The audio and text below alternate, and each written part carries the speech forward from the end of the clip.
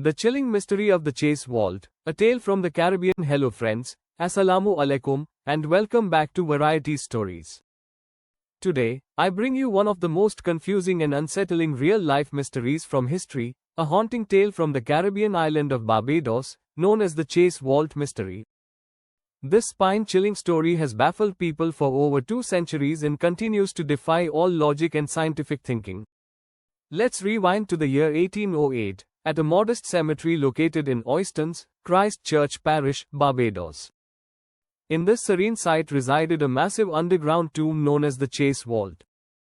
This vault belonged to the rich and well-known Chase family, who had purchased it as a family burial chamber.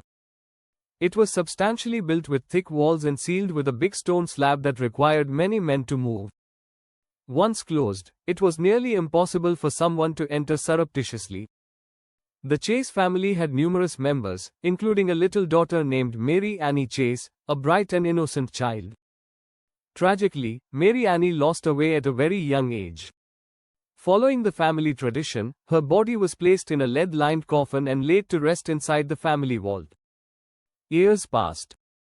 Then in 1812, tragedy struck the family once again. Mary Ann's younger sister, Dorcas Chase, grew dangerously ill. She stopped eating, grew weak, and went away under mysterious and upsetting circumstances. Rumors at the time suggested its sadness or emotional suffering, possibly compounded by the family's harsh father, Thomas Chase. As with Mary Annie, Dorcas's remains was placed in a hefty metal casket and set to rest in the same crypt. Just a few weeks after Dorcas's funeral, their father, Thomas Chase, too died, an apparent suicide. His death was considered as startling, but it marked the beginning of something far more horrifying. When the vault was opened to enter Thomas's casket, the burial team was stunned. The coffins inside the Chase vault have been violently shifted. They were no longer aligned in their original positions. Some were upside down. Some were flung against the walls. One had even been partially damaged. It appeared as though an unknown force had entered and ravaged the entire tomb. But how?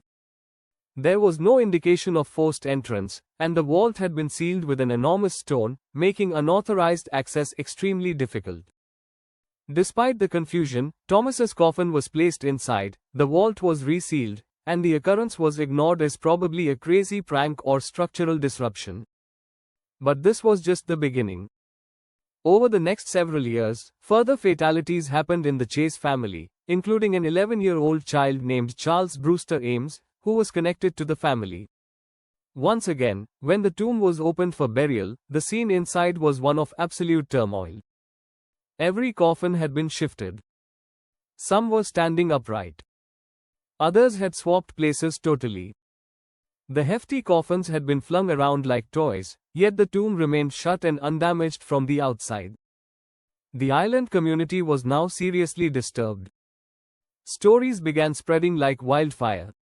Locals whispered that the vault was cursed, or that restless ghosts were haunting it. Some argued that supernatural beings like jinns were responsible. Others referred to the potential of black magic or voodoo practices, which were not uncommon in folklore from the region. The problem got so well known that it reached the ears of the governor of Barbados, Lord Combermere. Determined to get to the bottom of the mystery, he personally oversaw a comprehensive inspection of the vault. The coffins were once again set in a neat sequence, and the entrance was sealed with both mortar and official wax seals. Any tampering would be clearly obvious. Months passed. No one ventured near the tomb. Then followed another death in the family.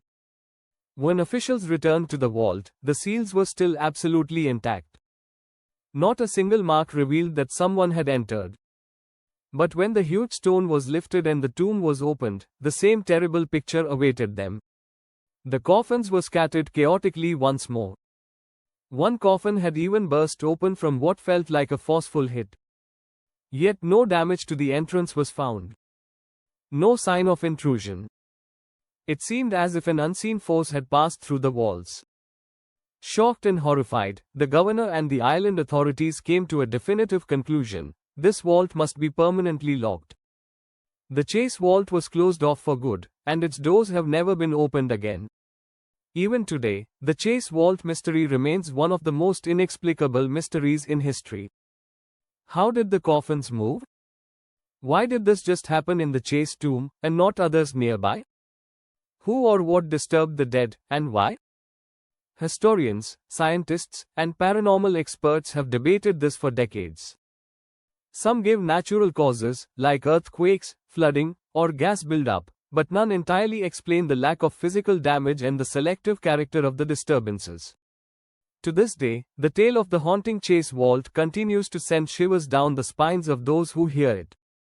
Final note from the storyteller: if you found this mystery as fascinating as we did, be sure to like, share, and subscribe to Variety Stories. Click the bell symbol so you don't miss our next frightening tale. And sure, if you're bold enough, you can still visit the Chase Vault site in Barbados, though we wouldn't advocate visiting alone. Be interested, be safe, and until next time, farewell.